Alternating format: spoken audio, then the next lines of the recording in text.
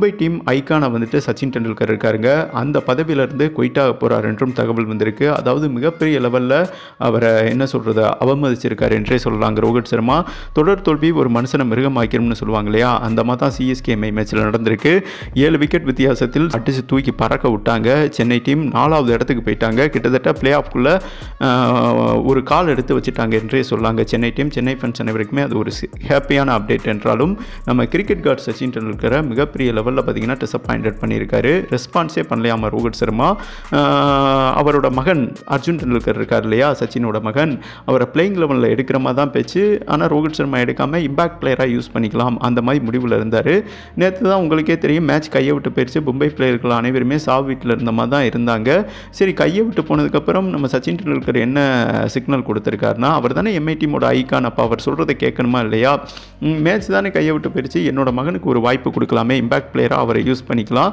எதுக்கு சச்சின் டெண்டுல்கர் அப்படி சொல்லியிருக்காருன்னா, இன்டர்நேஷனல் கிரிக்கெட் இது போன்ற ஐபிஎல் ப்ளே பண்ணும்போது ஒரு ஓவராவது கொடுத்தா தன்னோட மகனுக்கு ஒரு கான்ஃபிடன்ட் கிடைக்கும், அதனால வந்துட்டு சொல்லியிருக்காரு. பட் காதிலே ரோஹித் சர்மா வாங்கலையாமாங்க, அவமதிச்சிருக்காரு. சச்சினுக்கு ரோஹித் சர்மாவோட இந்த முடிவு பார்த்தீங்கன்னா மிகப்பெரிய லெவலில் அதிருப்தியை ஏற்படுத்தியிருக்குங்க. இந்த ரீசனால் பார்த்தீங்கன்னா தன்னோட ஐகான் பதவியிலிருந்து விலகிறதா சில தகவல் வந்து கொண்டிருக்கிறது. சச்சினோட இந்த அவசர முடிவு மும்பை டீமுக்கே மிகப்பெரிய அதிருப்தியை ஏற்படுத்தியிருக்குங்க. ஏன்னா ஆல்ரெடி மும்பை டீம் எந்த லட்சணத்தில் போய்கிட்டு இருக்குன்னு உங்களுக்கே தெரியும். கேப்டனும் சரியில்லை, பிளேயர்களும் சரியில்லை.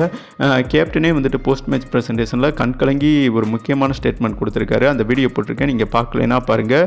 இதில் இன்னொரு கொடுமை என்னென்னா, தோனிக்கு தெரிஞ்ச பேசிக் கூட ரோஹித் சர்மாவுக்கு இல்லைன்னு ஆரம்பத்தில் சொன்னேன் இல்லையா, சச்சினோட அவ்வளோ க்ளோஸாங்க. தோனி பின்னாடி கையை கட்டிக்கிட்டு தான் பேசிக்கிட்டு இருந்தார். நீங்கள் பார்த்துருந்தீங்கன்னா தெரியும், மேட்ச் ஆரம்பிக்கும் போதும் மேட்ச் முடிஞ்ச பிறகும்.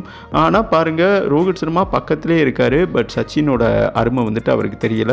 தன்னோட மகன் ஏதாவது ஒரு ஓவராவது போடுறது ஒரு தகப்பனோட ஆசை, அதை வந்துட்டு நிறைவேற்றி இருக்கலாம். ஏன்னா கைவிட்டு போன மேட்ச் தானே, இந்த இடத்துல வாய்ப்பு கொடுக்காம அப்புறம் எப்போ வாய்ப்பு கொடுக்க போகிறாரு, அதுதாங்க கேட்டிருக்காரு. என்னை பொறுத்தவரை சச்சினோட பாயிண்ட் ஆஃப் வியூ கரெக்ட்னு நினைக்கிறேன். உங்களோட கருத்தையும் பதிவு பண்ணலாம். யார் மேலே தவறு இந்த பிரச்சனையில், ரோஹித் சர்மா மேலேயா சச்சின் மேலேயா, கருத்தை பதிவு பண்ணுங்கள்.